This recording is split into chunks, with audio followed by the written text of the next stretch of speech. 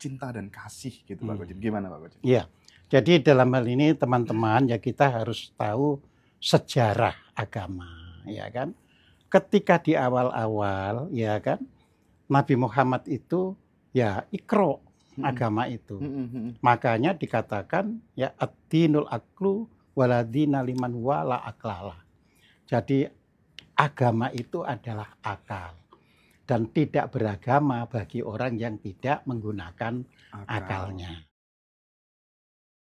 Ini Pak Kojim, ada nggak sih cerita orang-orang leluhur atau mungkin ya Pak Kojimnya lebih paham nih tentang kadang orang kalau udah tahu jalan hidupnya sebagai apa, tugasku sebagai apa, biasanya dia juga tahu jalan pati gitu.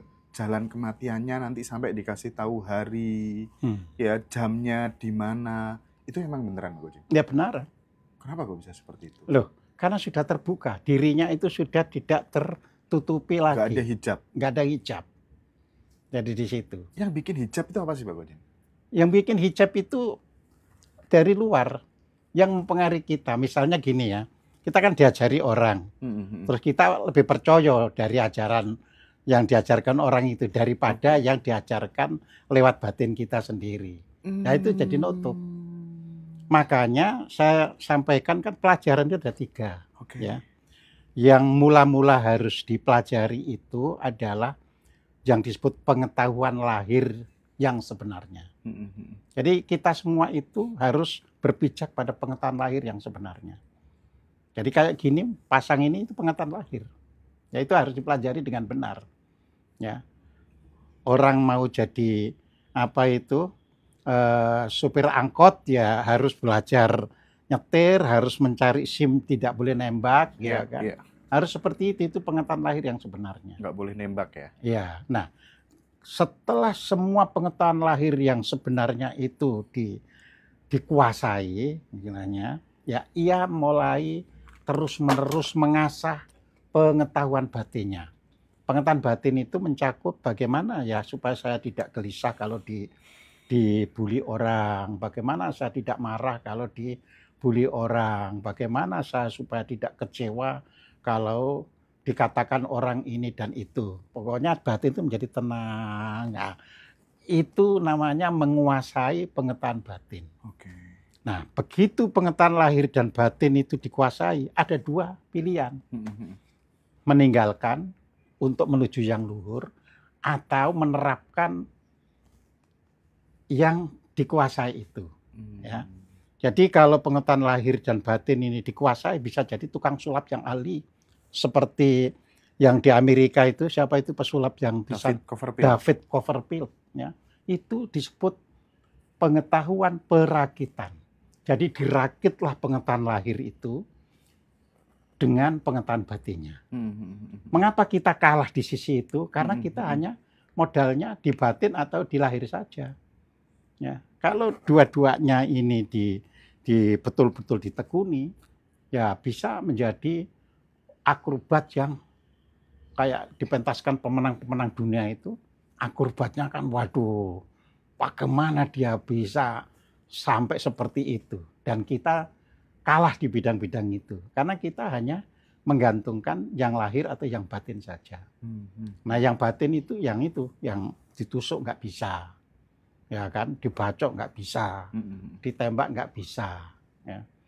Nah, tapi saya sudah menuliskan di buku Sunan Kalijogo, seharusnya untuk masa sekarang gitu loh ya, kita tidak boleh berhenti di dalam perakitan pengetahuan lahir dan batin. Nah, itu namanya kita tinggalkan. Kita menuju yang luhur saja. Ya. Nah, yang luhur itu tidak bisa dirakit, tidak bisa apa, ya hanya terus saja jalani kebaikan sampai langitnya dibuka. Jadi seperti itu, ya. Jadi kalau langitnya itu sudah dibuka, maka apa yang akan kita tuliskan itu ya seperti digerojok saja sudah. Oh, gitu ya, Pak Jim, ya. Iya. Kita tinggal ngalirkan aja gitu ngalir ya. aja kita. Ya, saya sendiri tuh heran terhadap saya sendiri. Saya heran terhadap saya. Nah, ya. Bisa nulis sampai 600 halaman, setiap kali nulis itu kalau sudah selesai kok bisa ini. Itu juga terjadi sama Pak Wayan nih katanya. Iya. Iya. Oke. Jadi seperti itu. Ya, buku Keren. saya banyak ya, sudah 25 itu yang sudah diterbitkan ya kan. Padahal banyak sekali tulisan-tulisan yang belum diterbitkan itu. Oke. Ya itu dibuka istilahnya ya. Jadi kita ya heran sendiri aja. Iya. Tapi kan nggak bisa juga sih kebetulan kemudian kita tiru-tiru. Itu kan mungkin tugasnya Pak Kojim seperti itu gitu. Kita malah bisa menitik orang ini nyuplik dari tulisan saya bisa. Ya, berapa banyak ya sarjana S1 ya yang mengambil dari tulisan saya tapi tidak mencantumkan nama saya. Itu saya tahu. Iya. Ini saya ini tulisan saya diambil. Tapi saya itu ada dua pemikiran. Jadi kalau yang S1 ya memang seharusnya harus ditegur, tapi Indonesia itu belum waktunya. Itu kalau Barat itu kan betul-betul ditegur, Indonesia enggak lah. Mereka belajar kok, biarin aja ya. Yang kedua ini ada yang doktor ya, disertasinya itu ya. Disertasinya untuk jadi S3 doktor itu ngeplek halaman dari buku Seksi Tijenar yang saya tulis ya.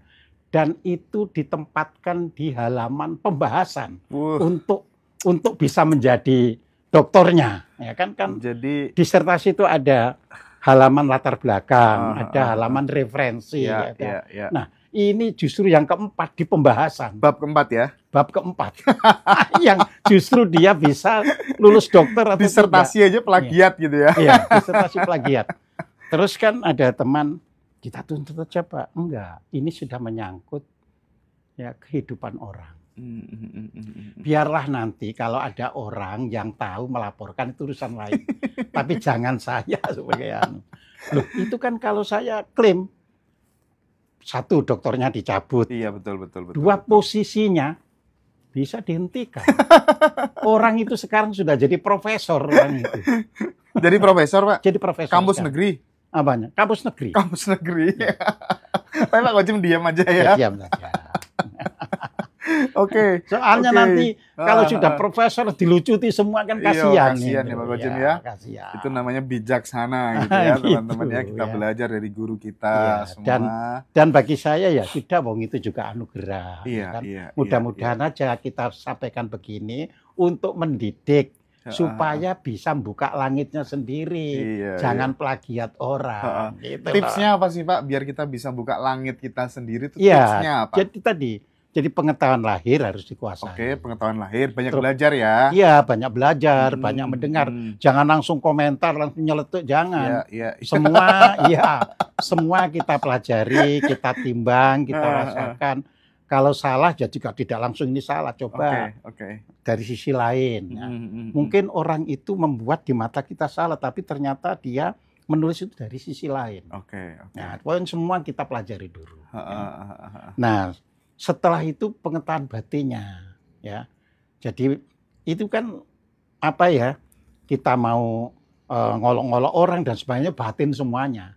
Nah itu mulai dari yang sekecil apapun, mulai dilatih, gitu loh ya. Karena memang sebenarnya itu menggali di dalam diri itu bisa sebenarnya Pak Kojim ya.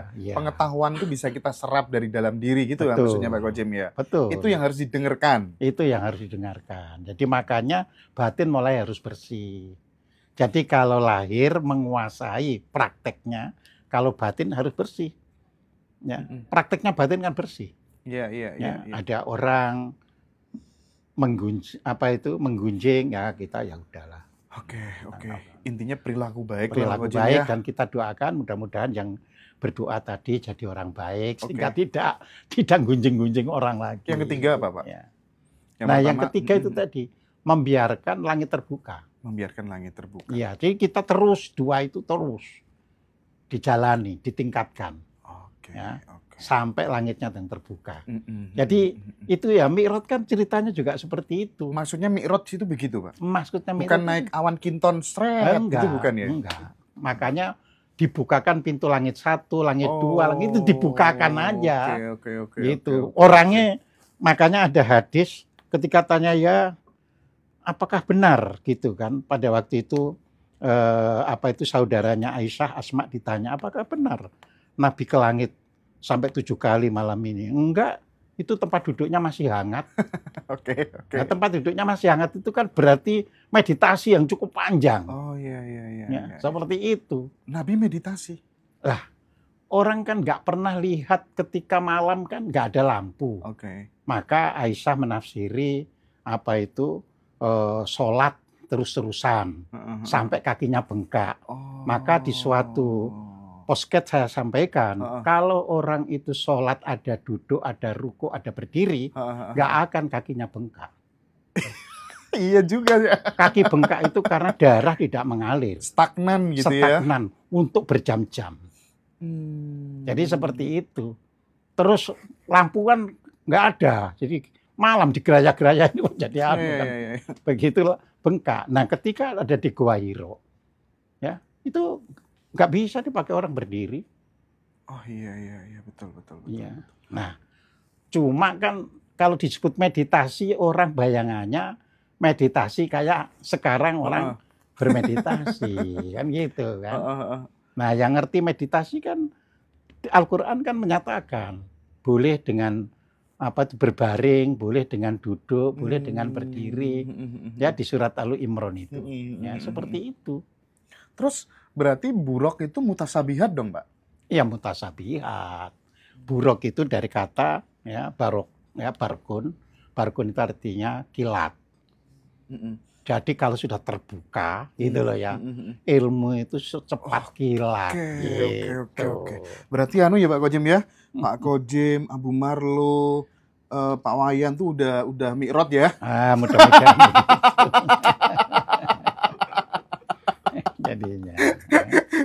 Oke, akhirnya ini walaupun ya. Setiap orang tidak perlu klaim buat dirinya. Oh gitu ya, nggak perlu klaim ya. Nggak perlu klaim. Ojo kerumangsani gitu ya. Makanya saya jelaskan ya supaya dibuka aja. Bener. Ya, nanti kalau sudah dibuka, setiap orang itu ada misinya. Ada yang misinya sebagai penulis. Sip. Ya, ada yang misinya sebagai pedagang.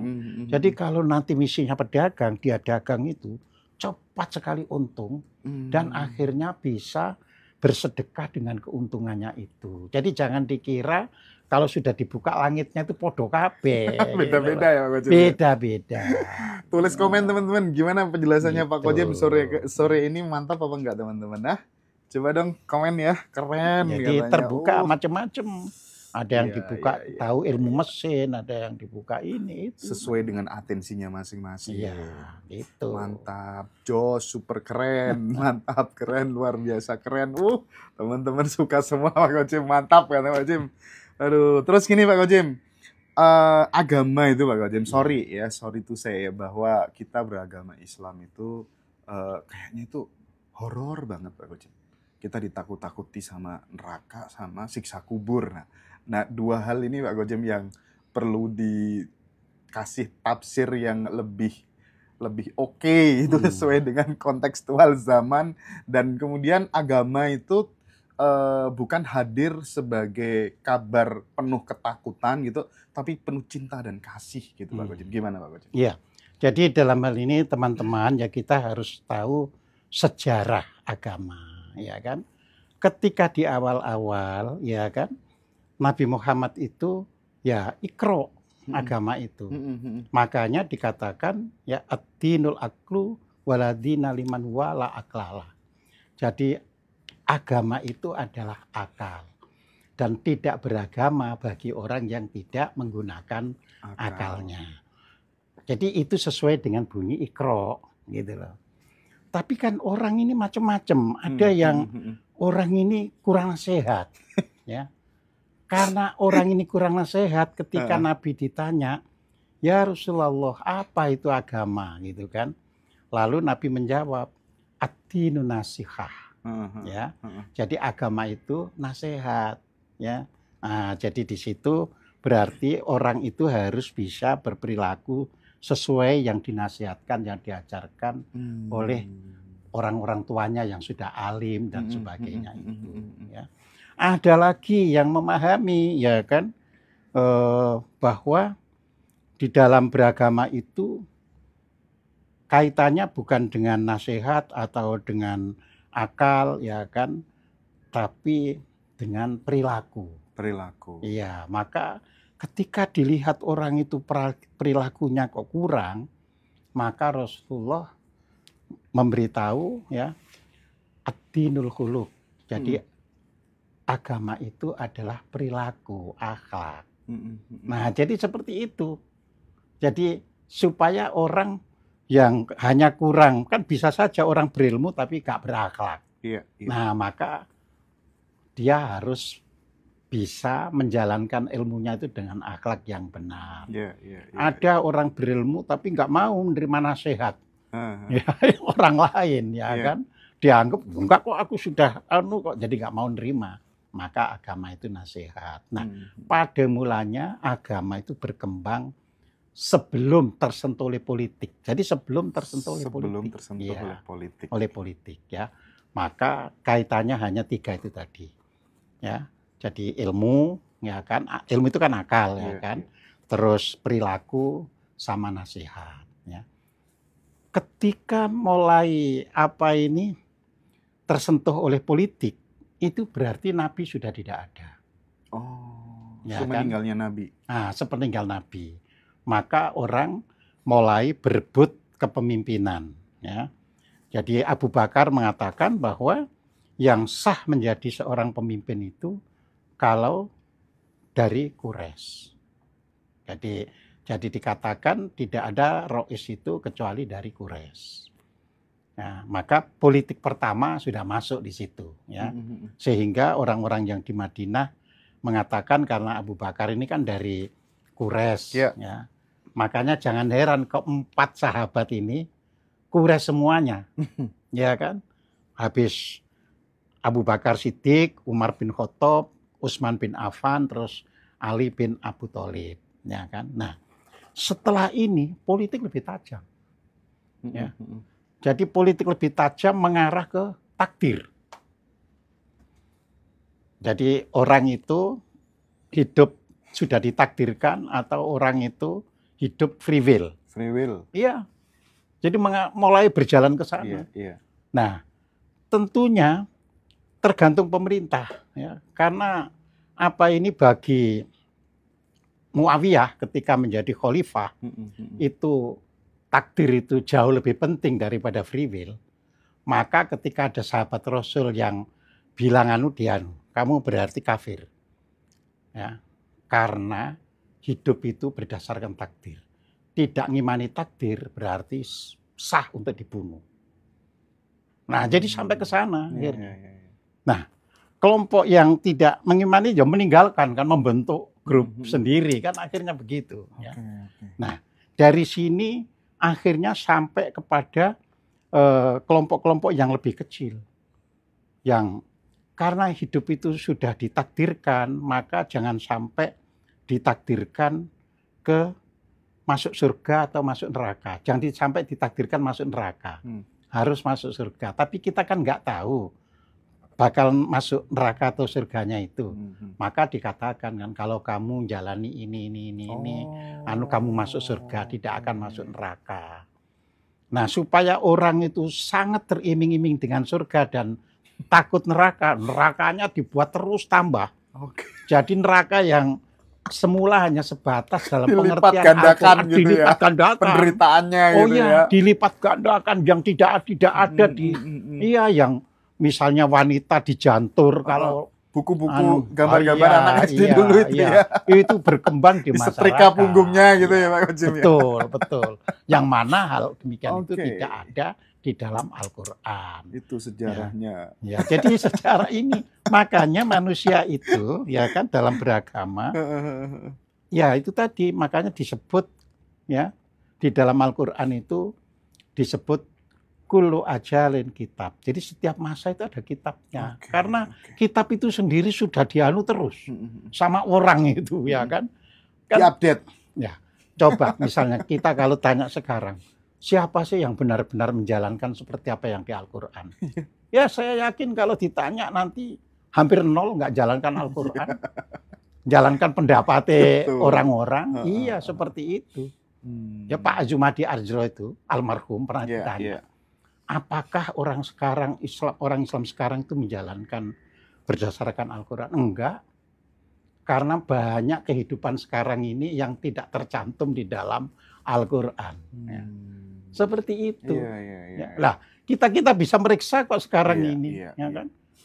Ya, kalau berjalan berdasarkan Al-Quran kan, bayangkan kan, harus patuh ini, tidak boleh mencaci orang, sampai diancam kan, wailul likulli humazatil lumazah, ya kan? Celaka itu orang yang suka mencaci-caci maki. Oh, orang Islam sekarang malah nggak bodoh ya mencaci maki, coba itu. Kalau berdasarkan Al-Quran kan nggak boleh itu mencaci maki, ya kan? Iya. Jadi nggak boleh mencaci maki, nggak boleh memfitnah. Tapi kan kalau kita lihat sekarang suka mencaci maki dan memfitnah itu. Nah kalau ditanya menurut Quran kan tidak, ya kan? Misalnya sholat kan dikatakan fawailul lil musholin, ya kan? Jadi sholat tapi malah celaka, ya kan? Mengapa? Nah kan gitu kan? Di situ kan dikatakan dikarenakan pamer. Ya. An sholatihim sahun lale, yuro'un untuk hanya dilihat. Ya kan sholat itu durung, kan untuk dilihat. Ya. Jadi kalau tidak untuk dilihat kan nggak perlu tanya orang seperti itu, kan gitu kan. Tapi sekarang ada cara simpel Pak Gojim. Ini nih dihitemin dahinya gitu. Ya artinya itu tadi kan kalau mengikuti Al-Quran betul, ya tidak seperti yang terjadi seperti sekarang ini, kan gitu kan. Tapi fanatiknya orang bilang ini nurut Al-Quran, nah itu yang kebablasan. Oh nggak pernah baca Quran bilang. Banyak kan misalnya netizen, Pak Gojim itu bukan ahli tafsir, kok tahu nggak ahli tafsir, untuk disertasi UIN aja dari saya. Pak Gojim, seperti itu gitu loh. Ya. Ini nih negara kita saat ini nih Pak Gojim ya, bangsa kita saat ini, pemerintahan kita saat ini, itu kan menurut Pak Gojim, tadi kan kita ngomong soal Nabi dan Rasul ya, kira-kira ini udah membutuhkan sosok Nabi darurat atau Rasul ad hoc apa enggak gitu ya. Sebut aja misalnya ulama yang dipuja-puja kaum muhibin yang namanya Habib Bahar itu sampai bilang gini Pak Gojim. Ada kan di video viral itu kan Jokowi dibilang engkau nipu rakyat dengan muka polosmu gitu. Jadi banyak tokoh-tokoh agama itu sekarang mulai memberikan statement terhadap kepemimpinan presiden dan lain sebagainya gitu. Kondisi seperti ini menurut Pak Gojim gimana? Nah, kalau kondisi kita harus lihat kewilayahan ya. Kalau kita lihat apakah itu lewat Jangka Jayabaya atau lewat Sabdo Palon atau lewat Pustaka Widasa Sangka, ya kan kita harus gitu. Kita tidak bisa kan melihat dari kacamata di luar itu. Ya, kalau dari Pustaka Widasa Sangka dikatakan 700 tahun ya setelah berdirinya Mojopahit. Nah, Mojopahit itu berdiri kalau dibulatkan kan 1300. Kalau tidak bulatnya kan 1293. Tapi dibulatkan 1300. Kalau 700 ya 2000 kan gitu kan. Nah, kalau menurut Sabdo Palon kan gitu kan, yaitu 500 tahun ya. Nanti kan gitu kan ajaran Budi itu bakal disebar. Nah, sekarang kan tahun sudah 2000 kalau 500 tahun. Ya. Nah, kalau Jangka Jayabaya misalnya menyampaikan kalau misalnya orang benar malah tidak dihargai, orang salah malah dapat pangkat. Nah, sekarang itu semuanya terjadi. Artinya berdasarkan ya hal-hal yang ditulis dalam buku-buku kuno itu ya, dengan sendirinya sekarang itu proses menuju harus baik gitu loh jadinya. Ya. Oke. Seperti itu. Oke. Kita banyak tercerahkan sore ini ya teman-teman dari dialog dengan Pak Gojim. Oke Mbak, aku dapat banyak japri ya yang mau beli bukunya Pak Gojim dan lain sebagainya. Coba ya nanti kontak aku ya. Nanti saya jembatani Mbak Lia dan lain-lain sampai WA barusan gitu ya. Karena mendengar obrolan ini banyak yang tergerak pengen baca buku-buku atau tulisannya Pak Gojim yang sudah tersebar di kampus-kampus ternama di luar negeri.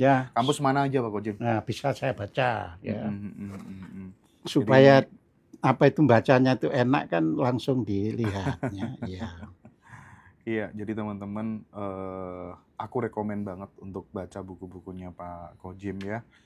Eh, Jangan sampai Ya, kemudian, saya oke, baca. Jadi perpustakaan internasional yang koleksi buku karya tulis saya. Satu, University of Wisconsin, oke, Amerika oke, Serikat. oke, oke. Dua, University of Michigan, Hmm, Amerika Serikat. hmm. Tiga, Ohio University Libraries, Ohio. Amerika Serikat. Empat, Arizona State University, ya, Hmm, Amerika juga. hmm. Lima, Library of Congress, Oke. ya, Amerika Ah, ah, otomatis, ah, ya. ah, ah. 6, Cornell State University, ya. Oke. 7, Harvard University, ya. 8, University of California Berkeley Library. Hmm, 9, University of Washington. ah, ah. 10, Hawaii University. Oke. 11, Leiden Leiden. University, ya. 12, Staatsbibliothek Berlin. 13, Monash University. Hmm. 14, Melbourne University.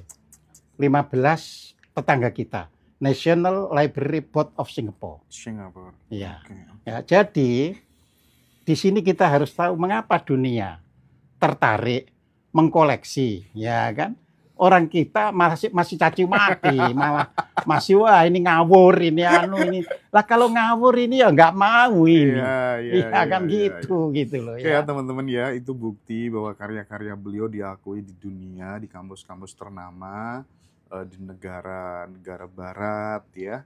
Dan itulah kalau langit sudah terbuka itu ya, kalau sudah mengalami mi'raj itu begitu teman-teman. Makanya kita belajar terus. Bukunya judulnya apa? Banyak banget. Apa aja bukunya Pak Kojim itu? Bukunya. Heeh. Cek dulu ya.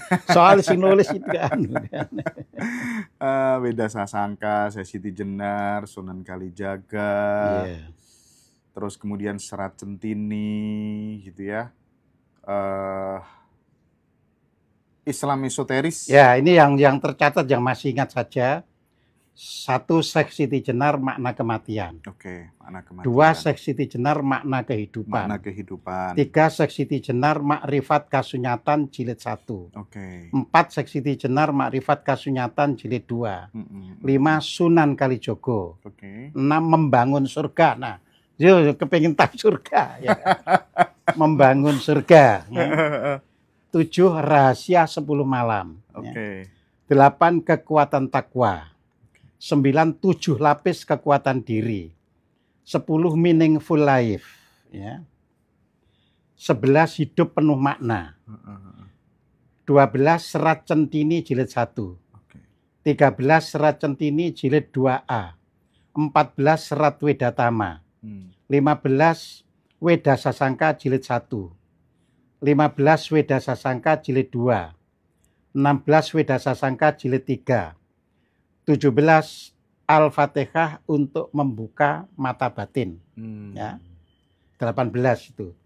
19, Surat An-Nas. Ya. 20, Surat Al-Falaq. Iya. 21, Surat Al-Ikhlas. Mm-mm. 22, Surat Yasin. Waduh. 23, Islam esoteris. Dan ada yang masih lupa. Apa? Oke, luar biasa sekali ya. Habis ini kita akan kupas tentang Al-Fatihah untuk membuka mata batin itu ya. Oke ya teman-teman ya, kita lanjutkan lagi habis ini. Nah Pak Kojim, Ya. Apa tadi membuka mata batin? Ya. Al-Fatihah untuk membuka mata Membuka batin. mata batin. Ini ya. mohon maaf Pak Kojim, banyak sekali teman-teman yang WA caranya membuka mata batin.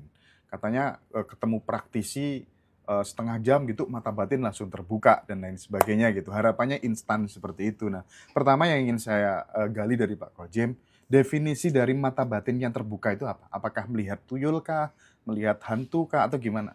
Ya. Jadi begini Mas Hendra ya. Mata batin ya yang terbuka itu bukan karena disamakan dengan anak indigo yang bisa melihat makhluk halus. Oke. Ya.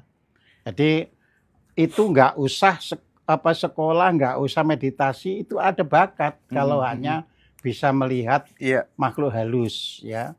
Dan saya juga punya relasi cucu yang senang melihat seperti itu, sehingga di sekolahnya itu ya di kelas 3 tapi dibully karena apa? Nggak pernah memperhatikan pelajaran gurunya, ya. Kalau ditanya kenapa? Itu loh, banyak yang menari-nari yang lebih indah dari pelajarannya bu guru. Jadi seperti itu, ya kan. Nah, jadi kalau yang demikian banyak sekali anak-anak sekarang itu yang alami, ya. Jadi itu sebenarnya hanya bagian dari, ya, itu tadi tingkat pencerahan dirinya untuk bisa melihat yang tak terlihat. Baru sampai di situ. Nah, kalau mata batin itu kan urusannya adalah dengan kebenaran. Jadi bukan dengan sesuatu yang aneh-aneh itu, dengan kebenaran. Jadi begitu kita bisa, ya, melihat bahwa nyamuk itu nyamuk, tidak lebih dari itu.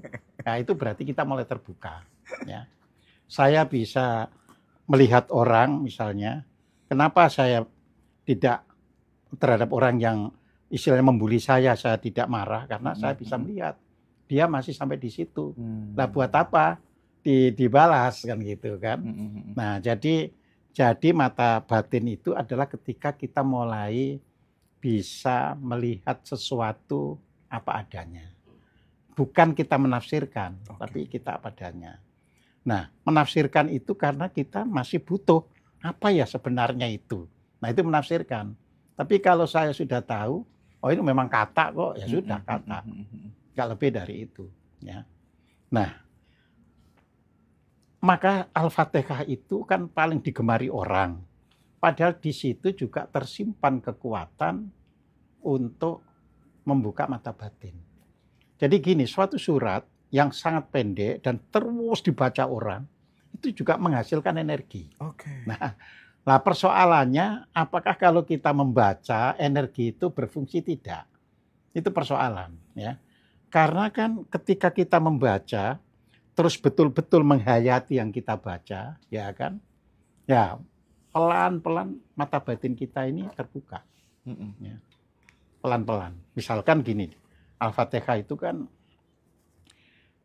dimulai dari Alhamdulillahirrabbilalamin, tapi sebagai surat awal didahului dengan membaca Bismillahirrahmanirrahim, ya kan? Nah, maka Bismillahirrahmanirrahim itu, ya, kita berarti benar-benar meyakini bahwa Tuhan itu ya pengasih dan penyayang. Ini dulu kita harus masuk di dalam diri kita, ya.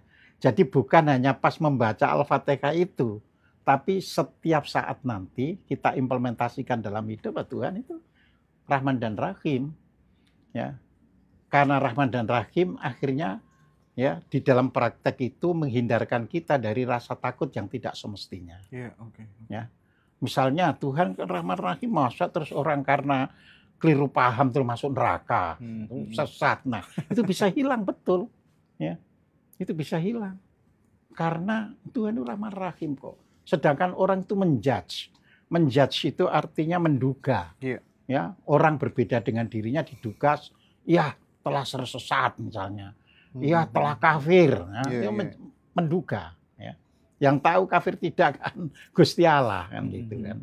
Nah, itu terus akhirnya kita mengucapkan Alhamdulillahirrabbilalamin. Jadi dalam hidup ini gitu loh, ya. Selalu Bismillahirrahmanirrahim juga teraplikasikan. Selalu Alhamdulillahirrabbilalamin juga teraplikasikan. Apa Alhamdulillahirrabbilalamin itu? Segala puji. Ya kan? Artinya kita tidak punya hak untuk mengklaim pujian orang. Jadi kita ini justru hadir untuk terus memuji keindahan, kerahmanan Tuhan semesta. Alhamdulillah. Mau makan ini mang langsung alhamdulillah, ya kan? Melihat orang alhamdulillah, melihat orang sehat alhamdulillah. Yang sakit kita doakan untuk segera sembuh, itu dari bagian alhamdulillah. Jangan ada orang sakit alhamdulillah kon loro. Bukan. Alhamdulillahnya menjadi bentuk mendoakan supaya dia segera sembuh. Alhamdulillah kon cepat mati. Ya, iya, gitu. Ya, itu bagian dari hidup kita. Menerjemahkan Al-Fatihah dalam kehidupan sehari-hari. Betul. Ya, jadi itu tadi setiap saat kita ya selalu Tuhan itu Ar-Rahman dan Ar-Rahim. Setiap saat kita harus selalu hidup dalam landasan Alhamdulillahirrabbilalamin. Ya. Nah, terus makanya tadi saya katakan Bismillahirrahmanirrahim itu hanya merupakan suatu sopan santun membaca surat.